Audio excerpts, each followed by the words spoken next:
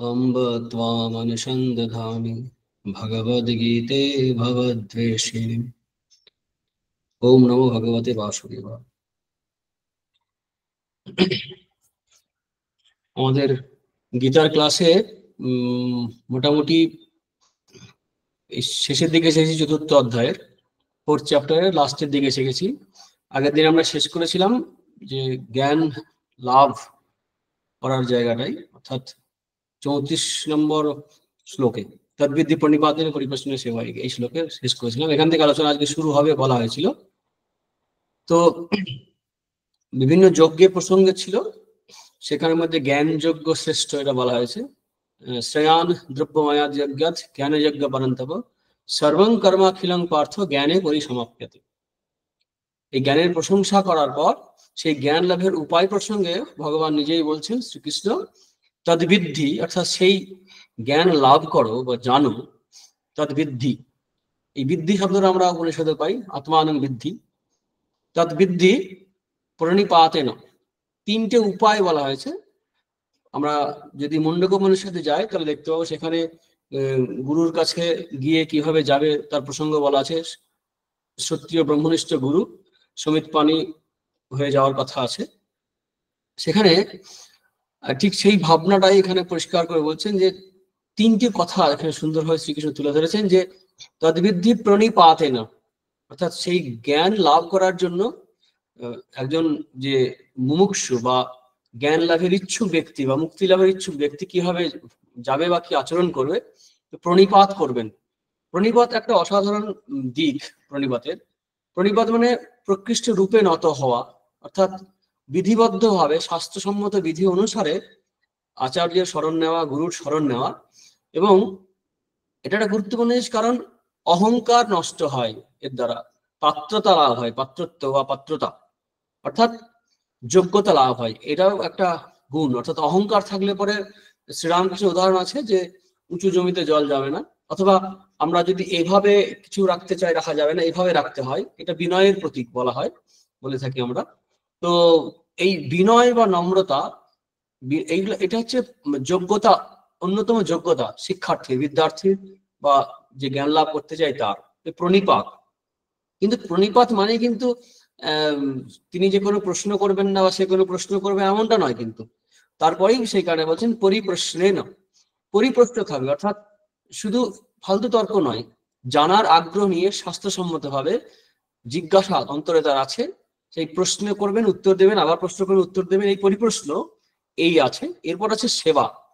এই সেবা এখনকার দিনে ছিল কি, গুরুগৃহে অনেক রকম কাজ করতে হতো, আচার্য গৃহে অনেক সেবা কর্ম ছিল, এখন সেটা সম্ভব হয়তো নয়।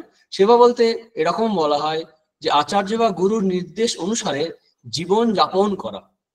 তিনি যে দৈনন্দিন জীবনের যে নির্দেশগুলো দিয়েছেন, মানে স্মৃতির দিকে যদি তাকায়, স্মৃতিশাস্ত্র দৈনন্দিন জীবনে খুঁটিনাটি বিষয়, আহার বিহার চলাফেরা মেলামেশা সম্বন্ধে, সেই অনুসারে জীবন যাপন করার প্রচেষ্টাও, অর্থাৎ গুরু বাক্য বা আচার্য বাক্য বা শাস্ত্র বাক্য মেনে চলাটা দৈনন্দিন জীবনে, এটা চর্চা নয়, চর্যায় আনাটা, এটা সেবার মধ্যে পড়বে।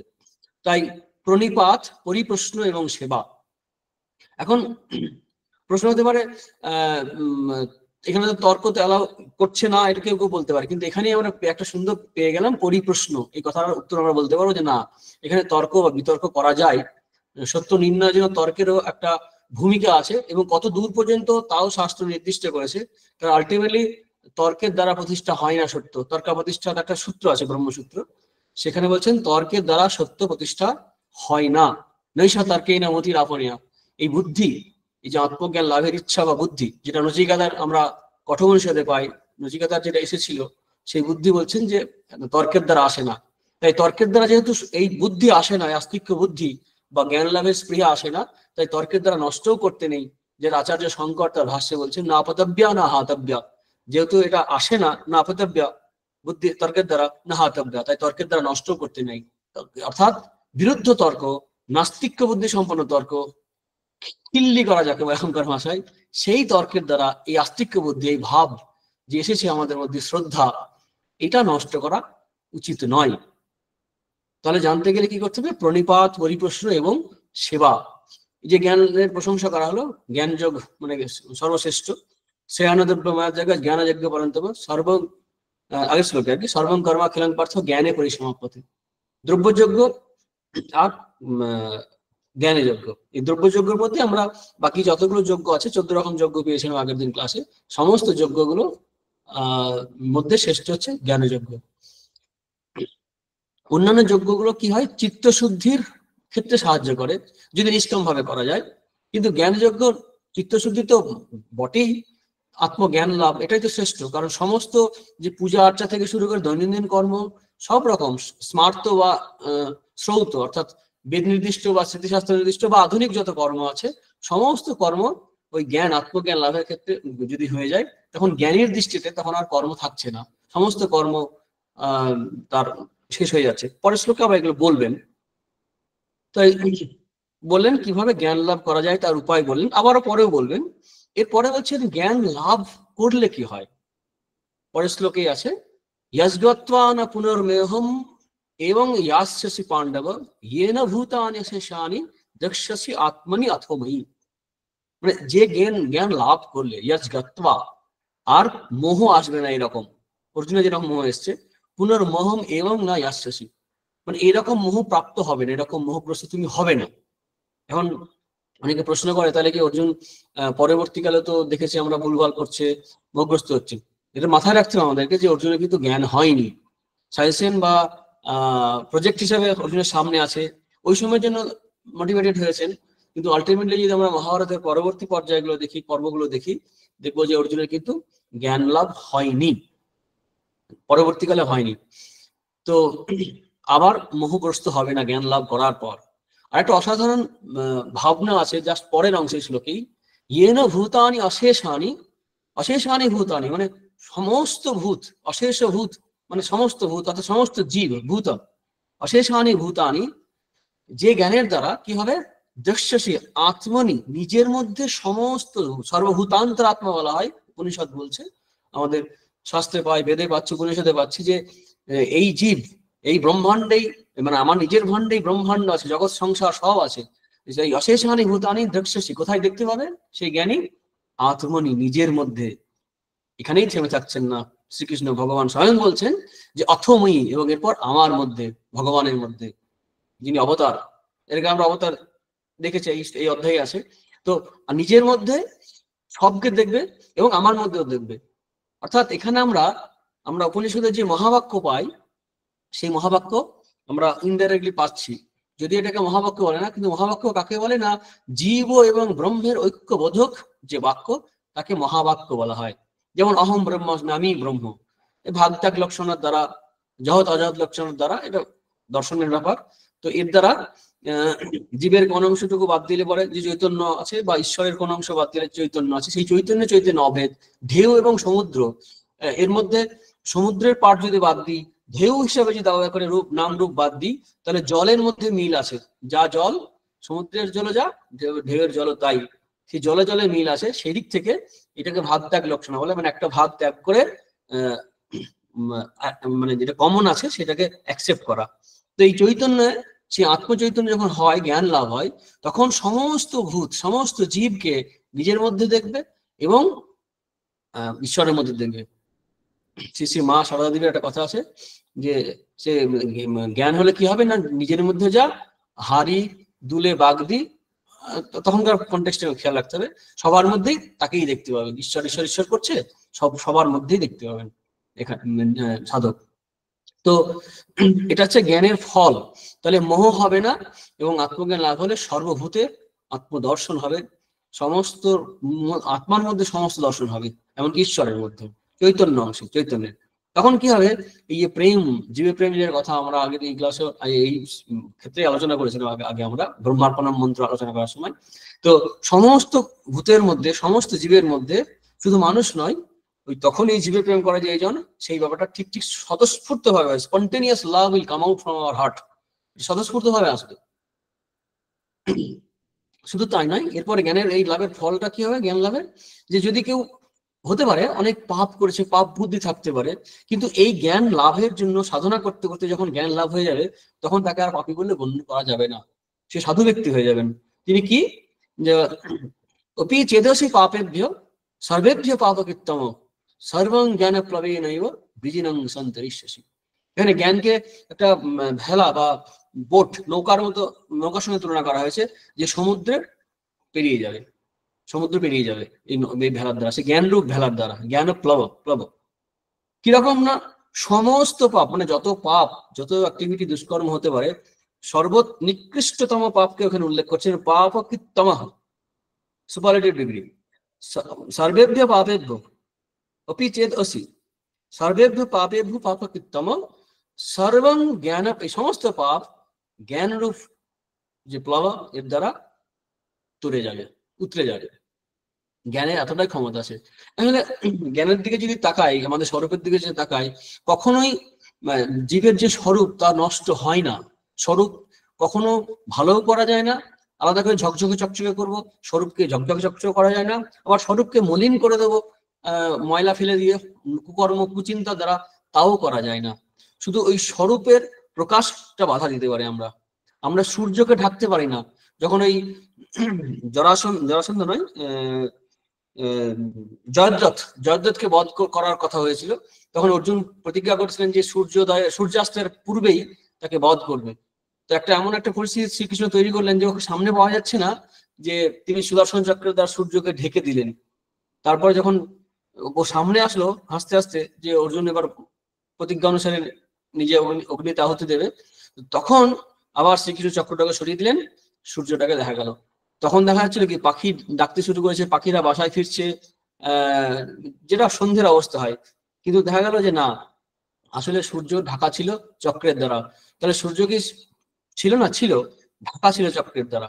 ঠিক সেরকম আমাদের বা মেঘের দ্বারা আমরা দেখতে পাই, ঠিক অন্ধকার একদম রাত্রির মতো লাগে। ঠিক তেমনি যত রকম কুকর্ম, যত রকমের কুচিন্তা করে থাকুক না কেন, কর্ম এবং চিন্তা এটাই তো আমাদের পরিচয়, আসল পরিচয়। স্বরূপে আমাদের পরিচয় দেওয়ার দরকার নেই। বাইরেও আমাদের চেহারার মধ্যে খুব যে চেঞ্জ আছে, মানে দেখতে খারাপ বা ইত্যাদি, সে অ্যানাটমিক্যালি বা কালার অনুসারে কেউ করতে পারে, শরীরের গঠন অনুসারে। কিন্তু এমনিতে সাধারণভাবে মানুষ তো সবাই ভালো বাইরে থেকে, আবার স্বরূপের দিক থেকে ভালো। চেঞ্জ করতে হবে মাঝখান থেকে, আর সেই চেঞ্জটা হয় কিসের দ্বারা? কর্ম এবং চিন্তা। কর্ম এবং চিন্তা, কল্পনা, এই কর্ম এবং চিন্তা এটা চেঞ্জ করলে পরেই বদলে যায়। এবং এই কর্ম চিন্তা চেঞ্জের দ্বারা আমরা যদি ওই জ্ঞান লাভের জন্য কর্মযোগ বা ভক্তিযোগ বা সরাসরি জ্ঞান যোগের অভ্যাস করি, তাহলে কি হবে? আমাদের এই জ্ঞান লাভ হবে, এবং এই জ্ঞানের দ্বারা আগেকার করা সমস্ত পাপ, যত পাপই হোক না কেন কোনো ব্যক্তি, সমস্ত পাপ থেকে সে মুক্ত হয়ে যাবে। এই অ্যাসুরেন্স দিচ্ছেন শ্রীকৃষ্ণ এই শ্লোকে। অপি চেদসি পাপেভ্য সর্বেভ্য পাপকৃত্তম সর্বং জ্ঞান প্লবেনৈব বিজিনং সন্তরিষ্যসি। তারপর শ্লোক আছে, যথৈধাংসি সমিদ্ধগ্নি ভস্মসাৎ কুরুতে অর্জুন জ্ঞানাগ্নি সর্বকর্মাণি ভস্মসাৎ কুরুতে তথা।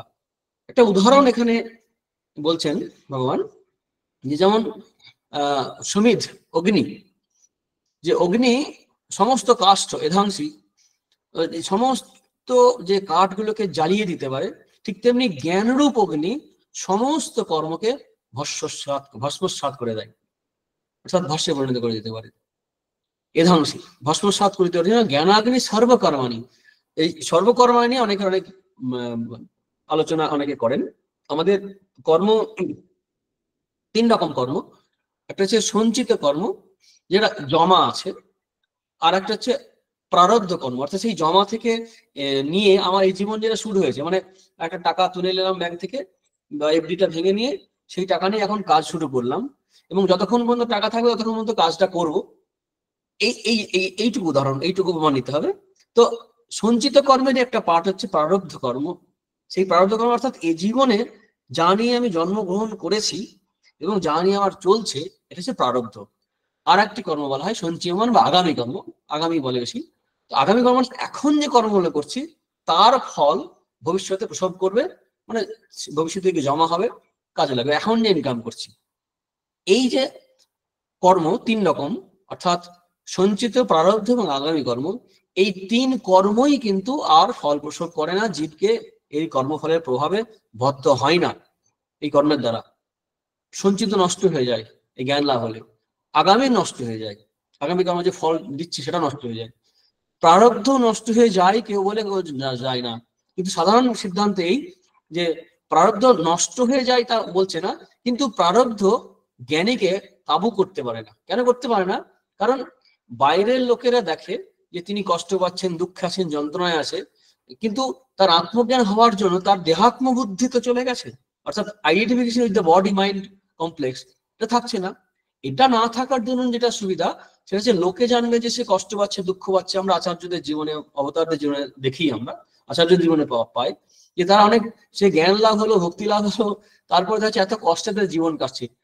কষ্ট দেখতে মনে হচ্ছে ঠিকই, কিন্তু তিনি তো কষ্ট পাচ্ছেন না, তিনি কষ্ট পাচ্ছেন না, বাইরের লোকে দেখছে কষ্ট।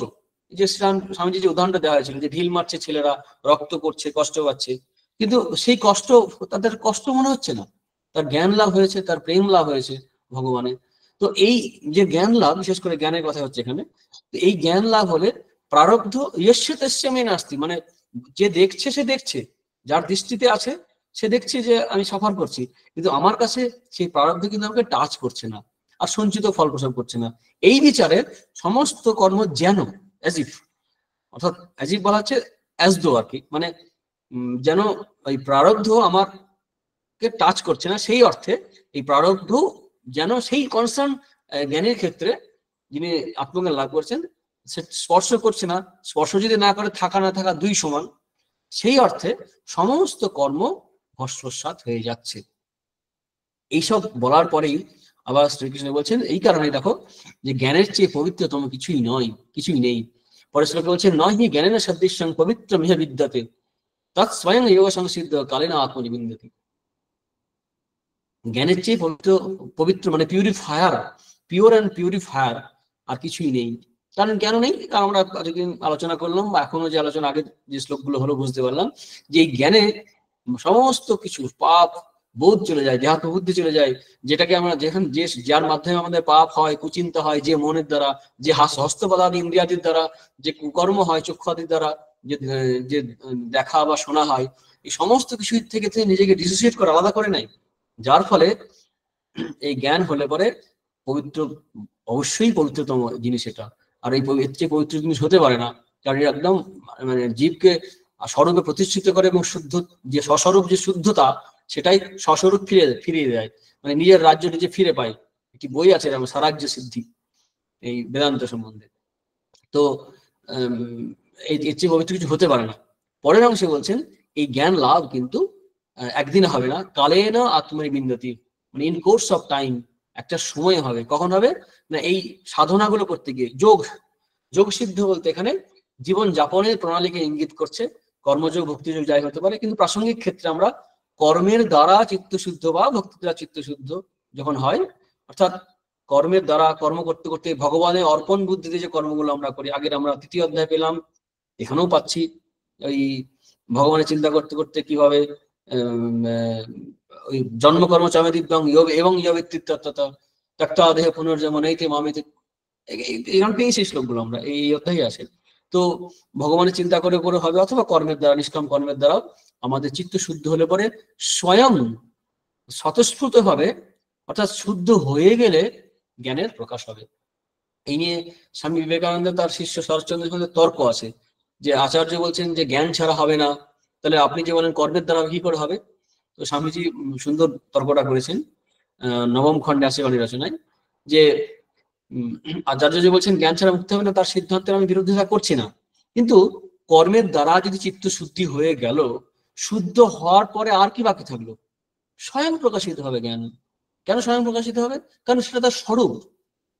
এখন যদি অন্ধ মানে মুখটা ঢাকা থাকে, তো মুখটা খোলার জন্য কি, মানে মুখটা দেখার জন্য যদি এই পর্দাটাই আমি সরিয়ে দিই, তাহলে কি আলাদা করে আবার মুখ দেখার কোনো উপায় অবলম্বন করতে হবে না? কেন করতে হবে না? কারণ পর্দায় তো আড়াল করে রেখেছিল, যদি পর্দায় সরে গেল তাহলে তো অটোমেটিক প্রকাশিত হবে। তো কর্মযোগের দ্বারা এইভাবে হবে যে কর্মের দ্বারা আমাদের যে যে অশুদ্ধতা আছে, অশুদ্ধতা যখন চলে যাবে নিষ্কাম কর্মের দ্বারা, তখন তো অটোমেটিক সেটা প্রকাশ পাবে। অথবা একবার মাত্র সেই মন্ত্র, প্রেস মন্ত্র বলা হয় সন্ন্যাসের ক্ষেত্রে, একবার মাত্র আমি ব্রহ্ম অহম ব্রহ্মাস্মি বা তত্ত্বমসি শব্দ শুনলেই তার চৈতন্য হবে, গুরু বাক্য শুনলেই। কিন্তু কর্মযোগিতা কি হবে? স্বামী সেখানে খুব সুন্দর আলোচনা করছেন যে ওটা যেমন স্বরূপত জীবের স্বরূপ যেহেতু সচ্চিদানন্দ, আত্মস্বরূপ, চৈতন্য স্বরূপ, সেটা তো বাধা দিচ্ছে কে? অশুদ্ধিতা, অশুদ্ধি চিত্তের যে অশুদ্ধতা আছে সেটা নষ্ট যদি কর্মের দ্বারা, নিষ্কাম কর্মের দ্বারা হয়ে যায়, তাহলে আর বাকি কি থাকলো? তাই ইন কোর্স অফ টাইম, কালে একটা সময়ে সে নিজের মধ্যেই এই জ্ঞান সে দেখতে পাবে, প্রকাশিত হবে, স্বতঃস্ফূর্ত হবে। তার স্বয়ং যোগ সংসিদ্ধ কালীন আত্মনি বিন্দতি। আবার আমরা সেই যে শ্রদ্ধাবান আমরা যে পেলাম যে প্রণিপাত করা, পরিপ্রশ্ন সেবা, সেই প্রসঙ্গে আবার আসছেন এই জ্ঞান লাভ করবে কে? আবারও আসছেন ফিরে শ্রীকৃষ্ণ বলছেন, তবে এই জ্ঞান লাভ করতে কি দরকার? আবার তিনটে আমরা সাধনার কথা পাচ্ছি। শ্রদ্ধাবান লভতে জ্ঞানম, জ্ঞানম তৎপর সংযতেন্দ্রিয় জ্ঞানন্দা পরাং শান্তিম অচিরেনা আধিগচ্ছ। শ্রদ্ধাবান লভতে জ্ঞানম, এটা আমরা অনেক সময় স্কুল কলেজে বিভিন্ন জায়গায় পাই। ছোটবেলায় আমরা দেখতাম ওই যে বুক লিস্ট থাকতো, প্রথমেই থাকতো উপরে শ্রদ্ধাবান লভতে জ্ঞানম। শ্রদ্ধাবান অর্থাৎ আস্তিক্য বুদ্ধি, যার শাস্ত্রে শ্রদ্ধা আছে, গুরু এবং শাস্ত্রবাক্যে বিশ্বাস আছে, শ্রদ্ধা আছে, যে এটা ঠিক আছে। বুঝতে অসুবিধা হতে পারে, কিন্তু তার জন্য পরিপ্রশ্ন আছে, কিন্তু শ্রদ্ধাটা খুবই গুরুত্বপূর্ণ। কঠোপনিষদে এই শ্রদ্ধার প্রসঙ্গ অসাধারণ আছে। শ্রদ্ধা বিবেশ কঠোপনিষদ আছে। নচিকেতা যখন দেখলেন পিতা যজ্ঞ করার সময় যজ্ঞক্ষেত্র ঠিকঠাক করছেন না, সর্ব কিছু সবকিছুই যজ্ঞে নিবেদন করবেন বলেছিলেন, সংকল্প করেছিলেন, কিন্তু দেখা যাচ্ছে যে পিত দোকা জগদা দুগ্ধ দাহা নিরেন্দ্রিয়া, এই সমস্ত অকর্মণ্য মানে জীবনের মধ্যে জল খেয়ে নিয়েছে, মানে শরীর যাবে এইরকম ধরনের গরু দান করছে, এটা ঠিক ঠিক দান হচ্ছে না। তখন তার মধ্যে আস্তিক্য বুদ্ধি, শ্রদ্ধা আসে, শ্রদ্ধা বিবেশ সমান্যত আছে কঠোপনিষদে। তখন তার মধ্যে শ্রদ্ধা জাগলো। এই শ্রদ্ধা আস্তিক্য বুদ্ধি খুব গুরুত্বপূর্ণ। এই এই জ্ঞান লাভের জন্য প্রথমে শ্রদ্ধা চাই। প্রথমে এই শ্রদ্ধা বিশ্বাস করে তারপরে তো এগিয়ে গেলে আমরা জ্ঞান লাভ করবো। প্রথমেই যদি বলি না হবে না, নেই ওখানে কোনো কিছু, তাহলে যেতেই ইচ্ছা হবে না। তাই শ্রদ্ধা খুব গুরুত্বপূর্ণ। কারণ গুরু যিনি দেখেছেন বা জানেন বা শাস্ত্র অনুসারে বলছেন, এবং শাস্ত্র অর্থাৎ শাস্ত্র স্নাতক, শাস্ত্র নিষ্ণাত সেই গুরু, তিনি তার বাক্য অথবা শাস্ত্র বাক্য বিশ্বাস, এ হচ্ছে শ্রদ্ধা। এইরকম বিশ্বাস যদি আসে, মনের মধ্যে জোর আসবে, যেটা হনুমানে দেখতে পাই আমরা, স্বামীজির আছে এই শ্রদ্ধাবান লাভতে জ্ঞানম। তারপরে বলছেন কি তৎপর, অর্থাৎ সিনসিয়ার এবং কমিটেড, অর্থাৎ সেই জ্ঞান লাভের জন্য, জ্ঞান অর্জনের জন্য আন্তরিক চেষ্টা, তৎপর, আমরা বাংলা ব্যবহার করি এটা, তৎপর, একদম অ্যাক্টিভ, সিনসিয়ার, কমিটেড পার্সন, এই ব্যক্তি। এবং তৃতীয় যে গুণ বলছেন কোয়ালিটি, সংযতেন্দ্রিয়, এইটা সবসময় আমরা পাই। ইন্দ্রিয়ের কন্ট্রোল, সংযম, নৈতিক জীবন, ইন্দ্রিয়ের সংযম, এই সমদম যে আমরা পাই, দম, এটা খুবই প্রয়োজন আছে। এই সংযমের প্রয়োজন সব জায়গায় সর্বত্র ছড়িয়ে ছিটিয়ে আছে, খোলা ছুট কখনোই দেওয়া হচ্ছে না। তাই বলছেন শ্রদ্ধাবান লভতে জ্ঞানম তৎপর সংযতেন্দ্রিয়। ছোট ছোট আকারে উপনিষদের গীতায় আমরা ছোট ছোট আকারে পাই, এর মধ্যে কিন্তু সব ভাব লুকিয়ে আছে। আর এই জ্ঞান লাভ হলে কি হবে? আবার সেই জ্ঞানের ফল বলছেন, এই জ্ঞান লাভ করলে পরা শান্তি লাভ হবে। এমনি সাধারণ শান্তি নয়, এই কিছুক্ষণের জন্য শান্তি পেলাম, কোনো কিছু খেয়ে, কিছু একটা দেখে, কিছু একটা গান শুনে, কোনো প্রোগ্রাম করে, তা নয়। মানে পড়া শান্তি লাভ হবে এই জ্ঞান লাভের ফলে। কখন হবে? মানে মানে জ্ঞান লাভ হলো, তারপর অনেকক্ষণ জ্ঞান তো হয়েছে, বা শান্তি বাকি আছে, তা না, সঙ্গে সঙ্গে ইনস্ট্যান্ট জ্ঞান লাভ হলো মানে শান্তি। কিন্তু এই পড়া শান্তি, জ্ঞানম লব্ধা পরাং শান্তি অচিরেনা অধিগচ্ছতি, এটাকেই নেগেটিভ ক্ষেত্রে বলছেন যে উল্টোটা হলে কিন্তু জ্ঞান লাভ হবে না এবং শান্তিও পাবে না। সেটা কি? অজ্ঞশ্চ অসদ্য ধানশ্চ সংশয় আত্মা বিনশ্যতি, নায়ং লোকস্তি না পর না সুখং সংশয় আত্মা। অজ্ঞ,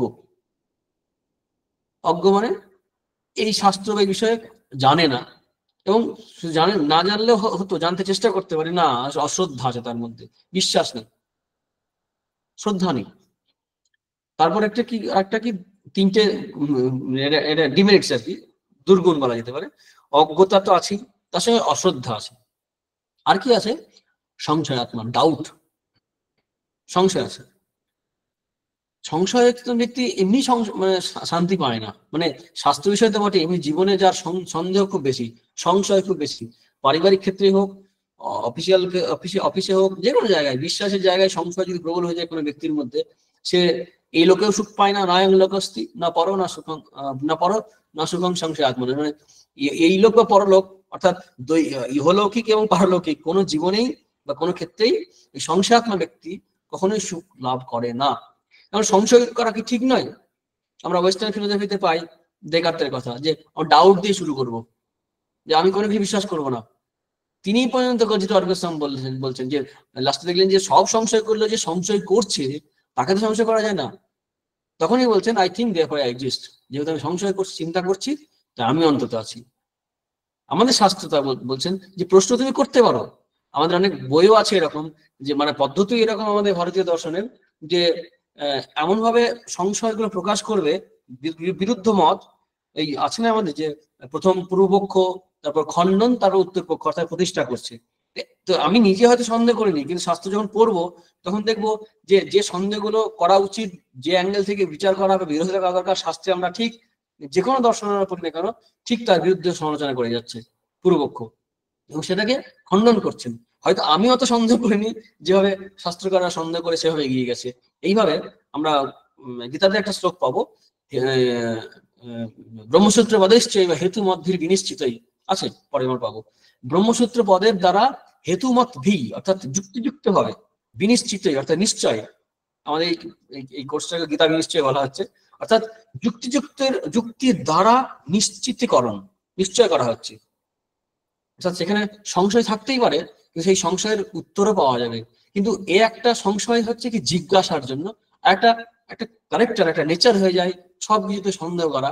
এরকম ব্যক্তি, তার সঙ্গে অশ্রদ্ধা, তার সঙ্গে অজ্ঞ, এই সব মিলিয়ে যে ক্যারেক্টারটা আছে, সেই ব্যক্তিত্ব যে তৈরি হয়েছে, এই ব্যক্তিত্ব সংশয় আত্মা না, যে তার ইহলোকেও শান্তি হয় না, দৈনন্দিন জীবনে সংসার জীবনে শান্তি হয় না, এবং শুধু তাই নয়, সে পরকালেও তার পক্ষে সুখ বা শান্তি পায় না। তারপরেই শ্রীকৃষ্ণ আবার আসছেন, শেষ করছেন লাস্টের দুটো শ্লোক দিয়ে এই অধ্যায়, যোগ সন্ন্যস্ত কর্মানং, অর্থাৎ যোগের দ্বারা, যোগ এদের সমস্ত কর্ম ত্যাগ হয়ে যাবে। কিরকম ভাবে আমরা তৃতীয় অধ্যায় পেয়েছি, এখানেও পেয়েছি, যে সমস্ত কর্ম ভগবানের সমর্পণ করা, যজ্ঞার্থাৎ কর্মনিত্য তৃতীয় অধ্যায় হচ্ছে লোকয়ং কর্মবন্ধন, সবকিছু ঈশ্বরার্পণ বুদ্ধিতে যদি করি, ব্রহ্মার্পণ যেটা আমরা এখানে এই অধ্যায় পেয়েছি, তো ব্রহ্মার্পণ বা ঈশ্বরার্পণ বুদ্ধিতে যখন কাজ করছি, তার দ্বারা সমস্ত কর্ম ত্যাগ হয়ে যাচ্ছে, এবং এই জ্ঞান লাভ হলে তো সংশয় চলেই যাবে। তো জ্ঞান সংচ্ছিন্ন সংশয়ম, আগের শ্লোকেই বললেন সংশয়ের কথা, বলছেন এই জ্ঞানের দ্বারা সংশয় নাশ হবে। অর্থাৎ কর্মযোগ বা কর্মের দ্বারা, নিষ্কাম কর্মের দ্বারা বা ঈশ্বরার্পণ বুদ্ধিতে ভক্তি সহকারে, তাতে সমস্ত কর্ম সমর্পণ করে, মই সর্বাণী কর্মাণী আমরা পেয়েছি, সমস্ত কর্ম ভগবান সমর্পণ করে দিয়ে সমস্ত কর্ম ত্যাগ করে দিলে এবং জ্ঞান লাভ হবে, তখন সংশয় চলে যাবে। এবং সেই যে অপ্রমত্ত, আত্মবান, অর্থাৎ নিজের মধ্যে নিজে থাকছে, ভুলে যাচ্ছে না, অপ্রমত্ত ব্যক্তি, অপ্রমাদী যিনি, তিনি তাকে কোনো কর্ম বন্ধন করবে না। কর্মানি নিবন্ধনতে ধনঞ্জয়, হে ধনঞ্জয় অর্জুন, তাকে আর কর্ম বন্ধন করবে না। অর্থাৎ প্রথমে হচ্ছে কি, যোগ্যতা অর্জন করতে হবে, তার জন্য কর্মের পথ শুরু হয় জীবনটা সকাম কর্মের দ্বারা, তারপরে আস্তে আস্তে ম্যাচুরিটি আসে, নিষ্কাম কর্মের দিকে এগোতে থাকে। নিষ্কাম কর্ম প্রথম পারে না, আস্তে আস্তে নিষ্কাম কর্মের দিকে এগোই, তো নিষ্কাম কর্মের দ্বারা চিত্ত শুদ্ধি হলো, তারপরে জ্ঞান লাভ করলো, তখনই কি হয়, বিদ্যাতে হৃদয়গান্তি, উপনিষদে পাই, বিদ্যাতে হৃদয়গান্তি সিদ্ধান্তে সর্বসংশয়া, কখন হয়, তসমিন দৃষ্টি বরাবর। অর্থাৎ সেই জ্ঞান লাভ হলে, সেই আত্মস্বরূপের জ্ঞান লাভ হলে বা ব্রহ্ম জ্ঞান লাভ হলে, তখন সমস্ত সংশয় তার চলে যায়, সিদ্ধান্তে সর্বসংশয়, সমস্ত সংশয় তার ছিন্ন হয়ে যায়। আর তো সেই ব্যক্তির ক্ষেত্রে কোনো কর্ম বন্ধনের কারণ হয় না। লাস্ট শ্লোকে বলছেন, অর্জুনকে বলছেন যে তসমাৎ অজ্ঞান সম্ভূতং হৃৎসং জ্ঞানাসনাত্মনঃ চিত্তৈনং সংশয়ং যোগম অতিষ্ঠ উত্তিষ্ঠ ভারত। সেখানে বলছেন, অর্জুনকে বলছেন যে তসমাৎ, সেই জন্য অজ্ঞান সম্ভূত, তোমার ভিতরে যে যে ডাউট আছে, সংশয় আছে, সেই সংশয় তুমি জ্ঞান রূপ ওষুধ দ্বারা ছেদন করো, এবং যোগম উত্তিষ্ঠ ভারত, অর্জুন ওঠো, আর অবলম্বন করো কি, যোগম, অর্থাৎ জ্ঞান যদি লাভ না হয়ে থাকে, তুমি অন্তত একটা জীবনযাপনের প্রণালীকে অবলম্বন করো, কর্মযোগ বা ভক্তিযোগ। ভক্তির কথা এখানে বলেছেন, আমরা পেয়ে গেছি চতুর্থ অধ্যায়ে। তো এই অর্থাৎ ভক্তিপূর্ণ জ্ঞান যোগ, ভক্তি এবং কর্ম দুটো মিলিয়েই, বা শুধুমাত্র কর্ম ভক্তি যা হবে না কেন, বলছেন যে এই সাধারণ জীবন থেকে একটু উন্নত জীবনযাপনে এসো, তুমি যোগম আত্মিষ্ঠ, যোগকে অবলম্বন করো, কর্মযোগ, অর্থাৎ তুমি যুদ্ধ করো। এই মুহূর্তে তোমার যা স্বধর্ম হচ্ছে যুদ্ধ, সেই যুদ্ধে তুমি উত্তিষ্ঠিত হও, মানে যুদ্ধের জন্য উত্তিষ্ট হও, উত্তিষ্ট ভারত। এই গেল আমাদের চতুর্থ অধ্যায় শেষ হলো।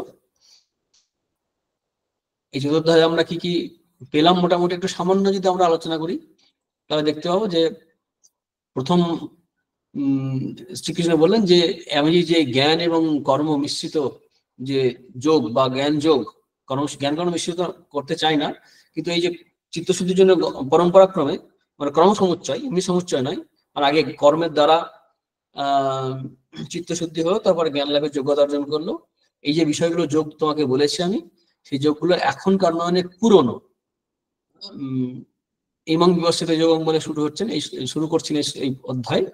সেখানে বলছেন কিন্তু পরম্পরাক্রমে এই যোগ নষ্ট হয়ে যায়, আমি আবার তোমাকে বলছি। অর্জুনের মনে প্রশ্ন হয় যে তা কি করে হতে পারে, কারণ শ্রীকৃষ্ণের জন্ম তো এখন, তার তো ডেট অফ বার্থ আছে, তো সেটা সেক্ষেত্রে কি করে তিনি আগে বলেছেন। তখন শ্রীকৃষ্ণ রহস্য উদ্ঘাটন করলেন, জন্মান্তর রহস্য। এবং শুধু নিজের অবতারত্ব নয়, অর্জুনের ক্ষেত্রে বলেন যে তুমি অনেকবার জন্মগ্রহণ করেছো, তোমার মনে নেই, আমার মনে আছে। বহু নেমে বেতনি জন্মানি তব যার জন্য তান্যাহং বেদে সর্বাণী রত্নাং ব্যক্ত পালন্তব। তারপরে তার অবতারত্ব ঘোষণা করছেন। আমরা এই অধ্যায়ে মাত্র পাই, এবং খুব ভালো করে পাই, অন্যান্য জায়গায় পাই না আমরা। এই গীতায় এই চতুর্থ অধ্যায়ে ভগবান স্বয়ং আসেন, কিভাবে আসেন তার উদাহরণ দিয়েছেন। যে নিজের মায়াকে অবলম্বন করে আসেন। সাধারণ জীবের মতো পঞ্চভূতের দ্বারা শরীর তৈরি হচ্ছে না, মায়িক শরীর তৈরি হয়, ভৌতিক শরীর নয়। অর্থাৎ মানে প্রকৃতি বা মায়া থেকে পঞ্চভূত তৈরি হয়, সেই পঞ্চভূত থেকে শরীর তৈরি হয়, সেটা না হয় শ্রীকৃষ্ণ ভগবানের ক্ষেত্রে কি হয়, অবতারের ক্ষেত্রে মায়া থেকেই তার এই যোগ মায়ার দ্বারাই তিনি শরীর গ্রহণ করেন। কারণ আমরা নৃসিংহ অবতারে দেখি, তার তো গর্ভবাস নেই, কোনো মায়ের শরীরের মাধ্যমে আসছেন না, মাতৃগর্ভে যাচ্ছেন না, তার থাম থেকে। অর্থাৎ হিরণ্যকশিপু যখন বললেন এই থামের মধ্যে কি ভগবান আছে তোমার, তখন বিষ্ণু তো বলছে হ্যাঁ আছে, তখন বেরিয়ে আসলেন। অর্থাৎ তিনি মায়িক শরীর গ্রহণ করতে পারেন। আর কর্মফল ভোগ করার জন্য তাকে জন্মগ্রহণ করতে হয় না, তিনি ভালোবেসে প্রেমে জগৎ কল্যাণের জন্য আসেন, ধর্ম সংস্থাপনের জন্য আসেন, ভক্তের জন্য আসেন। এগুলো আমরা আলোচনা এই অধ্যায়ে করেছি। যখন যখন ধর্মের গ্লানি হয়, বিখ্যাত শ্লোক যদা ইয়দ ধর্মস্য গ্লানির্ভবতি ভারত আসেন। তারপর কি এই ভগবানের এই জন্মকর্ম সম্বন্ধে জানলে পরে এবং তার শরীর যাওয়ার পর আর তার পুনর্জন্ম হবে না, কারণ ভগবানের স্বরূপ জানতে গেলে নিজের স্বরূপ জানা হয়ে যাবে, নিজের স্বরূপ জানতে গেলে ভগবানের স্বরূপ জানা হয়ে যায়। ঠিক সেইভাবে বলছেন ভগবানের স্বরূপকে জানার মাধ্যমে এখানে নিজেকেও জানতে পারবে, অর্থাৎ সে আত্মজ্ঞান লাভ হবে, যার ফলে তার আর পুনর্জন্ম হবে না। অর্থাৎ সেক্ষেত্রে সাধন পদ্ধতি বলেছেন। তারপর তিনি যে চতুর্বর্ণ যে সৃষ্টি করেছেন তার দ্বারা আসক্ত হন না, তিনি কর্মের দ্বারা লিপ্ত হন না, সে সমস্ত বলে কর্ম নিয়ে বলছেন যে কর্ম অকর্ম বিকর্ম কি এগুলো জানা দরকার। এই নিয়ে বড় বড় পণ্ডিতেরা পর্যন্ত মোহগ্রস্ত হয়ে যান। ঠিক বুঝ কবে অভি অত্র মোহিতা, তাই কর্ম ঠিক ঠিক করে জানতে হবে। তাই এবং সেই প্রসঙ্গে আমরা আলোচনা করেছি যে শ্রীকৃষ্ণ বলছেন যে কর্মে অকর্ম অকর্মে কর্মদর্শন কি, এটা আমরা দেখেছি যে দেহাত্মবুদ্ধি যুক্ত ব্যক্তি ভাবে যে আমি কর্ম করছি, কর্তাহমিতে মন্যতে, কিন্তু যার জ্ঞান হয় তিনি জানেন যে এই যে গুণকর্ম গুণাগুণেশী বর্তন্ত, অর্থাৎ আমাদের যে পঞ্চভূত তার এবং পঞ্চ যে জ্ঞানেন্দ্রিয় কর্মেন্দ্রিয় আছে, এরাই এই জগতের পাঁচটা বিষয়কে ভোগ করে। আবার এই পাঁচটা বিষয় দিয়েই পঞ্চভূত দিয়েই আমাদের শরীর মন বুদ্ধি সবকিছু তৈরি হয়েছে। তো সেদিক থেকে গুণাগুণেশী বর্তন্তে এসব আমরা পেয়েছি।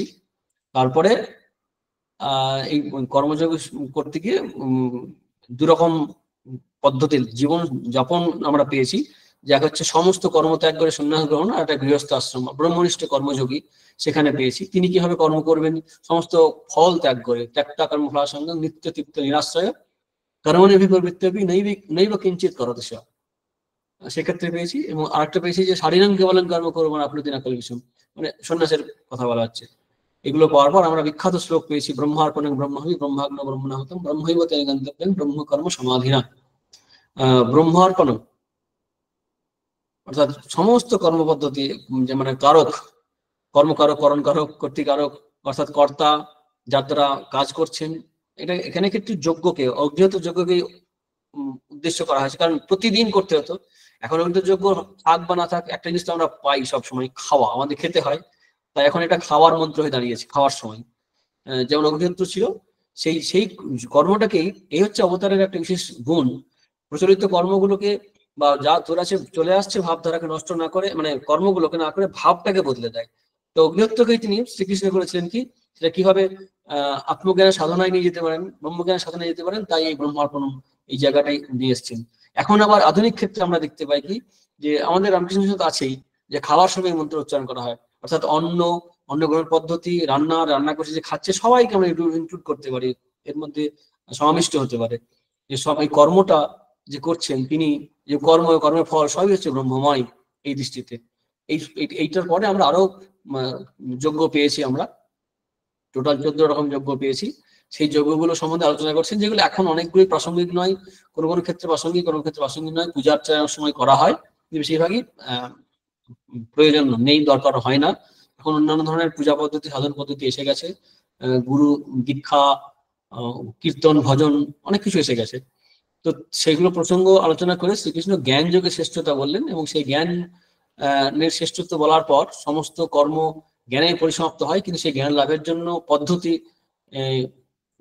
কিভাবে জ্ঞান লাভ করা যায়, তার উপায় হিসাবে তিনি প্রণিপাত, পরিপ্রশ্ন, সেবা, তারপর শ্রদ্ধা, তৎপরতা, সংযত এগুলো বললেন, এবং জ্ঞান লাভের ফল সম্বন্ধে বললেন, যে আর মোহগ্রস্ত হবে না জ্ঞান লাভ করলে, এবং আত্মজ্ঞান লাভ হবে। এবং সেখানে আমরা ইনডাইরেক্টলি আমরা মহাবাক্য পেলাম, জীবর মোমের ঐক্য, ইয়ে না ভূতানে হেসানি দেখছে আত্মীয় অথময়ী, এখানে এখানে পেলাম আমরা।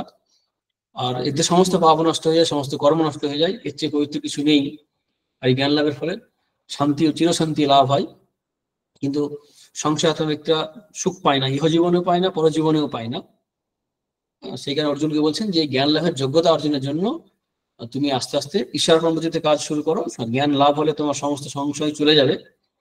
আপাতত তুমি হৃদয়ে যে মোহ থেকে, অজ্ঞান থেকে যে সংশয় এসছে, সেটা দূর করে তুমি চেষ্টা করো উঠে দাঁড়াতে, উত্তিষ্ঠ হারাতে। এবং এই কর্মযোগ, এখন আপাতত তোমার যুদ্ধ, সেই কর্মযোগ রূপ যুদ্ধকে অবলম্বন করে তুমি যুদ্ধক্ষেত্রে অবতীর্ণ হও, তুমি এই যোগকে অবলম্বন করো।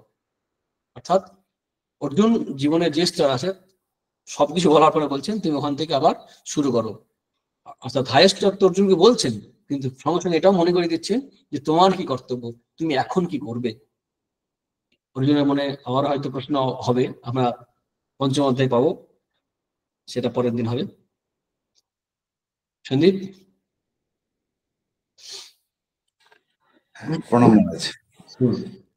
আমরা এতক্ষণ মহারাজের খুব সুন্দরভাবে আলোচনা শুনলাম, এবং চতুর্থ অধ্যায়কে আবার পুনরায় সংক্ষিপ্ত ভাবে পুরোটাকে মহারাজ আবার আমাদের সামনে উপস্থাপন করলেন। তো এখন আমাদের যদি কোনো প্রশ্ন থেকে থাকে তাহলে আমরা মহারাজকে জিজ্ঞেস করে নিতে পারি।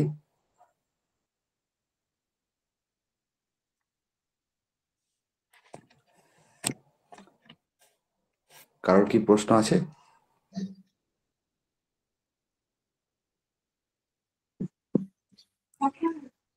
প্রণাম মহারাজ।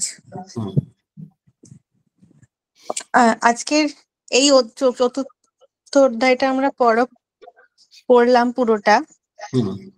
এখানে এই অধ্যায়টার নাম ইকো হচ্ছে। আচ্ছা,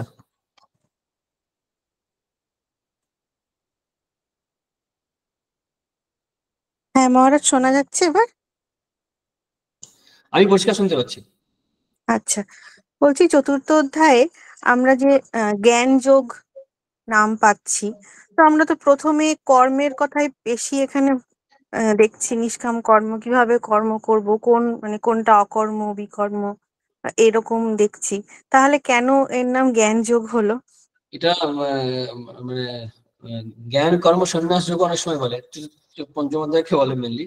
এখানে জ্ঞান কেন বলা হলো সহজেই বোঝা যাচ্ছে, যে জ্ঞানের শেষে দেখা গেল কি সবকিছু বললেও কার মহিমা শেষ হলো, মানে নায়ককে বলতে গেলে, বা নায়িকাকে, মানে হেডকে, হিরোকে চালিয়ে নিয়ে গেল কি শেষ পর্যন্ত, দাঁড়ালো কে, জয়ী হলো কে, জ্ঞান। নহি জ্ঞানের সাথে তারপর জ্ঞানের যে দ্রব্যযোগ্য যে জ্ঞানযোগ্য শ্রেষ্ঠ সেটা বললেন, সেদিক থেকে জ্ঞান যোগ বলা যেতেই পারে। ঠিক আছে। হ্যাঁ ঠিক আছে মহারাজ। আর বলছি প্রত্যেক অধ্যায়ের সঙ্গেই এই যে যোগ শব্দটা অন্তর্ভুক্ত হয়েছে, প্রত্যেক অধ্যায় নামের সাথে যোগ। এই নামটা এটার কারণ- দেননি তো, এই নামটা তো পরবর্তীকালে দেওয়া হয়েছে, তখন তো দেওয়া হয়নি। মানে নামটা কেন যোগ, শব্দটার যোগ কি এখানে, তার মানে কোন অর্থে গৃহীত হয়েছে? ঠিক ঠিক ঠিক, ভালো প্রশ্ন। যোগ হচ্ছে কি, প্রত্যেকটা ক্ষেত্রে একটা পথ বা উপায় পদ্ধতি বা মাধ্যম হিসাবে গীতায় যে যোগগুলো বলা হয়েছে সমস্ত প্রত্যেকটাকেই যোগ বলা আছে। কিভাবে আত্মজ্ঞান বা ভগবত ভক্তি লাভ হবে তার উপায়গুলো বলা আছে, সেই হিসাবে এই যোগ শব্দের তাৎপর্য। এখানে লাস্টে অর্জুন যখন বললেন না যে তুমি যোগ্য অবলম্বন করো, যোগম আত্মিষ্ট উত্তিষ্ট ভারত, একদম লাস্ট শ্লোকে 42 নম্বর শ্লোকে আমরা পেলাম যোগম আত্মিষ্ট, যোগ অবলম্বন করো। সেখানে অর্থাৎ এই যে পদ্ধতিগুলো বলা হয়েছে, কোনো না কোনো একটা উপায় অবলম্বন করো। এখন সেই যোগ বলতে গিয়ে প্রথম অধ্যায়কেও যোগ বলা হয়েছে, কারণ বিষাদের দ্বারা ভগবান যুক্ত হলেন, ভগবানের কাছে আসলেন, ভগবানের শরণ নিলেন, সেই কারণে বিষাদকেও যোগ বলা হয়েছে। অর্থাৎ যেভাবে হোক না কেন ভগবানে যুক্ত হওয়া বা আত্মজ্ঞান লাভের ইচ্ছা প্রকাশ করা বা ইচ্ছা ওই অনুসারে এগিয়ে চলতে যাওয়ার যে প্রচেষ্টা, সেই অনুসারে এটা যোগ। আরেকভাবে কেউ কেউ বলে যে ভগবানের সঙ্গে যুক্ত করে বলে যোগ। এইভাবে এখন এক একটা নাম দেওয়া হয়েছে, কর্মযোগ, কর্মের দ্বারা কর্ম ওখানে প্রধান আলোচনা করা হয়েছে। এখানে কর্মের বা যজ্ঞের অনেক কিছু বলার পরে, অবতারত্ব বলার পরেও সেখানে দেখা যাচ্ছে কি জ্ঞানকে খুব শ্রেষ্ঠ করলেন, সেখানে জ্ঞানকে খুব জোর দিলেন আর কিছু কৃষ্ণ, যে জ্ঞান যজ্ঞের চেয়ে শ্রেষ্ঠ যজ্ঞ আর কিছু নেই। শ্রেয়ান দ্রব্যমেয়ার যজ্ঞাত এখানে বলছেন। তারপর নহি জ্ঞানের সাদৃশ্য পবিত্র নির্দাতে সর্বকর্মা খেলেন পার্থ জ্ঞানে পরিসমাপ্ততে। এই জ্ঞান কথাটা বারবার পাচ্ছি আমরা। সেই থেকে এই নামকরণের যদি বিচার করি, নামকরণের সার্থকতা আছে। যোগ মানে একটা পথ বা উপায় বলতে পারি। ঠিক আছে মহারাজ, মানে আমরা এখানে ওই সংযোগ অর্থেই যোগটার অর্থ ধরবো। সংযম বলছে না, মানে সংযোগ মানে যুক্ত করা। সংযোগ, হুম হুম, সংযোগ। ঠিক আছে মহারাজ, প্রণাম। প্রণাম মহারাজ। হুম।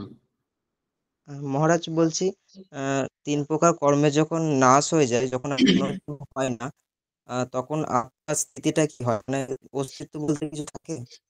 অস্তিত্ব থাকবেই তো, অস্তিত্বই তো তার স্বরূপ। কর্ম আমাদের অনেক সময় হয় কি, একটা মজার ব্যাপার আছে। আমাদের একজন অনেক আগেকার শোনা যে বাবা জ্ঞান লাভ করতে চায় না কেন, 21 দিন পর শরীর চলে যাবে। তাহলে 21 দিন পর যদি শরীর চলে যায়, শ্রীরামকৃষ্ণ কথা মধ্যে আছে যে ব্রহ্মজ্ঞানী 21 দিন পর শরীর চলে যায়। কিন্তু কারো কারো ক্ষেত্রে থাকে, লোক শিক্ষার জন্য বা ভগবান যদি বিশেষ কর্মের জন্য রাখেন, আচার্য হিসাবে বা অন্য কোনো কাজের জন্য, তখন থাকে। এখন শরীরটাকে আমরা গুরুত্ব দিই, কারণ এটাকেই আমাদের সর্বস্ব মনে হচ্ছে, তো তাই এই জীবনটাকেই। তো এই জীবনের বাইরে কিছু আছে বা থাকতে পারে, ভাবনা না থাকার জন্য এই মা সব শেষ হয়ে যাবে, এই মা সব শেষ হয়ে যাবে, এই বাবা কিছু থাকবে না, এই ভাবনাটা আমাদের মধ্যে কাজ করে বলে আমরা জ্ঞানকে ভয় পাই। আসলে জ্ঞান লাভ হলে স্বরূপে প্রতিষ্ঠিত হয়, বাকি এই শরীর দেহ মন এর কোনো ভূমিকাই থাকে না। আর জ্ঞান হওয়ার আগে পর্যন্ত জীবের যে অবস্থা, অজ্ঞান অবস্থায় কিন্তু জীবের অবস্থা, এবং জ্ঞানের পরেও কিন্তু একই অবস্থা। অজ্ঞান অবস্থায় আমাদের বুঝতে পারছি না, এবং মনুষ্যের আমাদের জন্ম হচ্ছে, মৃত্যু হচ্ছে, জন্মও তো নেই, কর্মও তো নেই। আবার জন্ম আছে একদিক থেকে, সেটা বলেন বহু নেই বাতেদানি জন্মানিত অর্জুন, এটা বলছেন এই অধ্যায়ে পেলাম আমরা। তোমার অনেক জন্ম হয়েছে, আমার অনেক জন্ম হয়েছে। আবার এই শ্রীকৃষ্ণ এই 2য় অধ্যায়ে বলছেন নজায়তে মৃয়তে বা কদাচিৎ, জন্ম নেই মৃত্যু নেই। তার জন্ম যদি মৃত্যু নেই, আবার বলছে জন্ম আছে, পরস্পর বিরুদ্ধ মনে হতে পারে। আসলে অজ্ঞানের দৃষ্টিতে এই জগৎ সংসার আছে, এবং জগৎ সংসারে থাকার জন্যই তার একটা সিস্টেম আছে, সেই সিস্টেমটাকে তিনি স্বীকার করছেন। তারপর আবার এটাও বলছেন স্বরূপের দিক থেকে কিন্তু তার জন্ম মৃত্যু নেই, তিনি সর্বব্যাপী, তাই জিরো হয়ে যাচ্ছে এমন নয়। এবং জ্ঞান হলে জানে যে অজ্ঞানে কখনোই ছিল না, তাই কর্ম কোনোদিনই বাঁধেনি।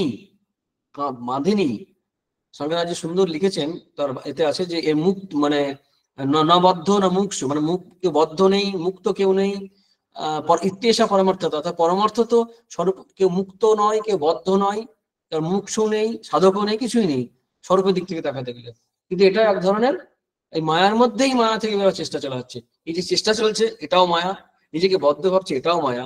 কিন্তু স্বরূপের দিক থেকে তাকালে থাকছে কি, থাকছে স্বস্বরূপ সচ্চিদানন্দ। মুখে বলা যায় না। শাস্ত্র কি করছে, চেষ্টা করছে ইঙ্গিত দেওয়ার। আচার্য সেটাই চেষ্টা করছে। যখন ঘুম ভেঙে যায়, কেটে গেল নাকি যে শুনছিলেন? হ্যাঁ মহারাজ, ও কোনো গন্ডগোল হয়েছে। মানে এতে ওই নেটে গোলমাল করছে হয়তো। হ্যাঁ, নেটের গন্ডগোল। ঠিক। আবার কি যুক্ত হয়েছেন তিনি? মহারাজ এখনো যুক্ত হননি মহারাজ। আমি শুনতে পাবেন না তো।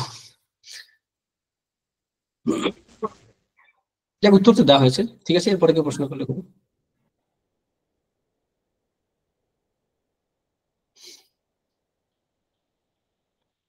মহারাজ প্রণাম।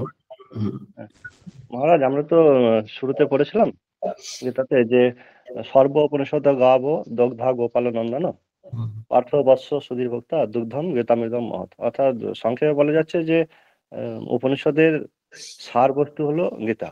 গীতা, হ্যাঁ। হ্যাঁ, তো তাহলে আমরা উপনিষদের যে তত্ত্বগুলো পাই সেগুলোই আমরা গীতাতে পাই।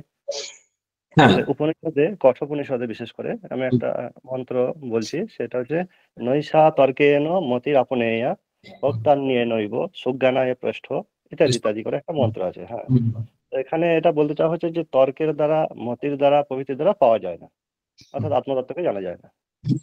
কিন্তু এই গীতা হলো উপনিষদের সার, অথচ গীতাতে আমরা পড়ছি যে তদ্বিদ্ধি পনিপাতেন পরিপ্রশ্নের। হ্যাঁ হ্যাঁ, তাহলে পরিপ্রশ্নের দ্বারা নাকি আবার বলা যাচ্ছে যে পাওয়া যায়। পরিপ্রশ্ন কেন বললেন, তাই তো? কারণ শ্রীকৃষ্ণ আরেকটু আমাদের লেভেলে আসলেন। মানে যারা উপনিষদের জন্য গেছেন, জঙ্গলে বাস করছেন বা ওই শ্রদ্ধা নিয়ে গেছেন, অতটা শ্রদ্ধা হয়তো আমাদের নাই। সেই হিসাবে বলছেন যে তুমি প্রশ্ন করতে পারো, প্রশ্ন করা দরকার আছে ডাউট ক্লিয়ার করার জন্য। তো প্রশ্নকে অ্যালাউ করছেন। এই গীতার স্মৃতিশাস্ত্র তো, সেখানে উপনিষদের বাইরেও অনেক কিছু থাকবে যা দৈনন্দিন জীবনের আমাদের আরো বেশি কাছে নিয়ে আসবে। অবতারত্বের দরকার ছিল না, অবতার না হলে তো চলে, জ্ঞান হলে তো হয়ে গেল মুক্তি লাভ। কিন্তু না, সেখানে অবতারত্ব ঘোষণা করছেন শ্রীকৃষ্ণ। এটাও আমরা উপনিষদের বাইরে গিয়ে পাই, যা উপনিষদে বেদান্তে আমরা বেদে পাই না, অবতার তত্ত্ব। আর তাই এই পরিপ্রশ্ন জ্ঞান লাভের একটা উপায় হিসাবে বলেছেন। কারণ প্র্যাকটিক্যালি কি দেখবো, আমাদের মনে তো সংশয় থাকে, জিজ্ঞাসা থাকে, যা বলছি মেনে নেবার থাকে না। তো তুমি প্রশ্ন করতে পারো, কিন্তু তার সঙ্গে শ্রদ্ধাবান হতে হবে, তার সঙ্গে তোমার তৎপর হতে হবে। অর্থাৎ যা প্র্যাকটিস করা উচিত সেটা প্র্যাকটিস করবে, তোমার জীবন সংযত হতে হবে, তুমি উপদেশ পালন করবে, সেবয়া, এবং তোমার বিনয় থাকবে, প্রণিপাত। এই 6টা বিষয় বলা আছে, শুধু পরিপ্রশ্ন বলা হয়নি। সেগুলো কম্বাইন করলে আমরা দেখতে পাবো যে শুধু প্রশ্ন করে গেলে তো হবে না, কখনো কোনো জ্ঞান হতে পারে না, কোনো জায়গায় হয় না। নিজেকে তো পড়তে হয়। সাধারণ ক্ষেত্রে যদি আমরা জ্ঞান অর্জন করতে চাই, সেক্ষেত্রে পরিপ্রশ্ন একটা ওয়ান অফ দা মানে মানে একমাত্র নয়, কিন্তু সহযোগী একটা উপায়। ঠিক আছে? হ্যাঁ মহারাজ।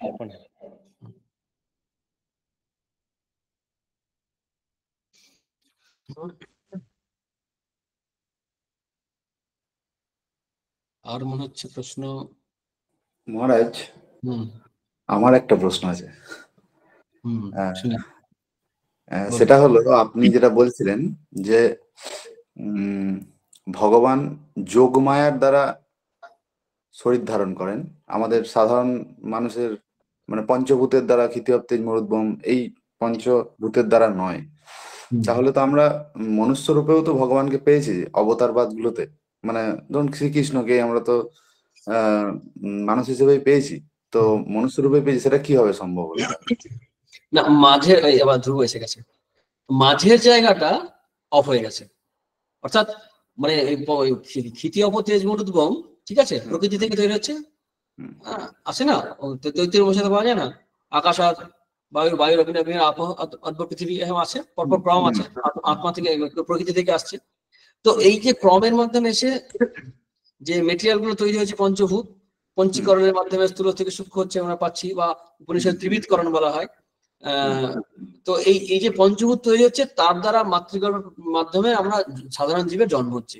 সেটা এখানে শ্রীকৃষ্ণের বা ভগবানের, শ্রীকৃষ্ণের দরকার হয়েছিল, কিন্তু সেখানেও কিন্তু আমরা দিকে দেখছি যে মায়িক শরীর তারা ধারণ করছেন না, পঞ্চভূতের দ্বারা শরীর ধারণ করতে হচ্ছে না তাদের। নিজের শ্রীকৃষ্ণ তো দর্শন দিয়ে বলছেন আমি তোমাদের সন্তান হতে চাই। তো আগে থেকে আসছে না, ঠিক সময় এখানে প্রবেশ করছেন মাতৃগর্ভে। অন্যদের অনেক ক্ষেত্রে সেরকম সিস্টেম নেই। অর্থাৎ আমরা যেভাবে কর্মফলের দ্বারা যে সমস্ত সংযোগ হয় পঞ্চভূতের, তার দ্বারা নয়, কিন্তু ভৌতিক শরীরটা হচ্ছে না। কিন্তু কোন কোন অবতার আমরা দেখছি, বেশিরভাগ ক্ষেত্রে দেখতে পাই, বিশেষ করে যত আধুনিক আমরা দেখছি অবতারদেরকে, তারা কিন্তু জীবের মতোই সবকিছুকে স্বীকার করে অনেকটা জীবধর্ম গ্রহণ করছেন, যাতে আমাদের কনফিডেন্সটা বাড়ে, আমরা আরো এসে আপন করে পেতে পারি। আচ্ছা কিন্তু স্বরূপের দিক থেকে তাদের জন্ম একই রকম নয়, তাদের জন্ম আলাদা ধরনের। আমরা আগের দিন ক্লাসে বলেছিলাম, যখন আলোচনা করেছিলাম, যে যখন শ্রীকৃষ্ণের জন্ম হচ্ছে এরকম দেখতে পাই, আমরা রিসেন্ট টাইমে আমরা দেখেছি শ্রী শ্রী মা এবং এর কথা বলেছি, ঠাকুরের শ্রীরামকৃষ্ণদেবের কথা বলেছি, যে তাদের জন্ম কি হচ্ছে, যে শরীরের মধ্যে দেখা যাচ্ছে মহামেয় প্রবেশ করে গেল মাতৃগর্ভে। এবং সাধারণ জীবের যেভাবে নারী পুরুষের মিলনের দ্বারা যেভাবে গর্ভ সঞ্চার হয় এবং তারপর সন্তান জন্ম হয়, সেটা কিন্তু এদের দুজনের ক্ষেত্রে আমরা দেখতে পাচ্ছি না। শ্রী মা এবং শ্রীরামকৃষ্ণের ক্ষেত্রে পিতা যাচ্ছেন গয়া, সেখানে স্বপ্ন দেখছেন তোমার সন্তানের জন্ম বিষ্ণু বলছেন, আর এদিকে যোগীদের শিব মন্দিরে গিয়ে দেখছেন যে মহাবায়ু প্রবেশ করলেন চন্দ্রমণি দেবীর শরীরে। শ্রী মায়ের ক্ষেত্রে এরকম আমরা ঘটনা পাই। অর্থাৎ এদের জন্মটা একটু আলাদা, জন্মকর্ম দিব্যম এটা হচ্ছে, সাধারণ জন্ম কিন্তু নয়। আর বাকি অন্যান্য অবতারের ক্ষেত্রে রেকর্ড সেভাবে পাওয়া যায় না, সেভাবে রাখা হয়নি, জানি না বলে। অন্তত চৈতন্য মহাপ্রভু, শ্রীরামকৃষ্ণ এদের ক্ষেত্রে পাচ্ছি। বুদ্ধের ক্ষেত্রে আমরা এরকম পাই, স্বপ্ন দর্শন হচ্ছে। সাধারণভাবে আমাদের যেভাবে জন্ম হয় সেভাবে তাদের জন্ম হচ্ছে না, একটু আলাদা ধরনের। সেদিক থেকে ভৌতিক শরীর বলা হয় আমাদেরকে, আর ঈশ্বরের ক্ষেত্রে মায়িক শরীর বলা হয়। এটা শাস্ত্রীয় বিচারে আমরা ভেদটা করি। তাই এই ধ্রুবদাস মাঝে মাঝে লেফট হয়ে যাচ্ছে, কারণ হচ্ছে ওই নেটের প্রবলেম। Network problem. ঠিক আছে মহারাজ, প্রণাম মহারাজ। আর আর কারোর মনে হয় প্রশ্ন নেই? সময় আছে, হ্যাঁ, আর 5 মিনিট আছে। সময় আছে, হ্যাঁ।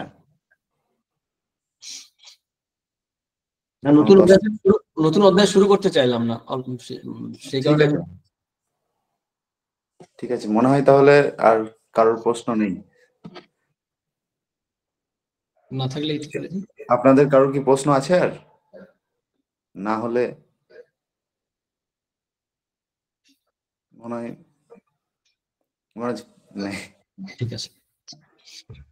এতক্ষণ আমরা মহারাজের আজকের গীতার আলোচনা সুন্দরভাবে উপস্থাপন করলেন এবং আমরা খুব মুগ্ধ হলাম মহারাজের আলোচনা শুনে এবং অনেক প্রশ্নের উত্তরও পেলাম।